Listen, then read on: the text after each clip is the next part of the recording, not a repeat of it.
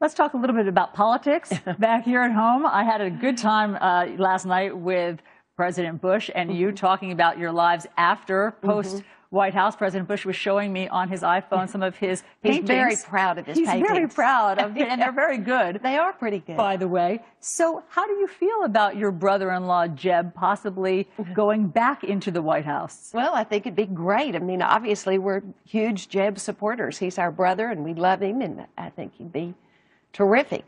You know, it's interesting to watch. We're watching only from the sidelines, but fun and interesting to see him do it. Has President Bush given him some advice about this process? Not really, no. I mean, Jeb hadn't come to him and asked him for it. Jeb, believe me, when both your father and your brother have been president, you've watched from the sidelines for sure.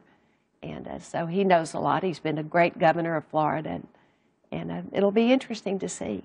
What about Jeb's wife, Columba? What advice what advice would you give Columba about being in the spotlight? Well, I did give Columba advice. I told her that she ought to get a really good speech and give it. She can give a speech in English and Spanish. I think that's a huge advantage for her. I think it can be a huge asset for the Republican Party to reach out to Hispanics in our country, and she'll be great. She's shy, but I think she'll be a really wonderful asset to Jeb.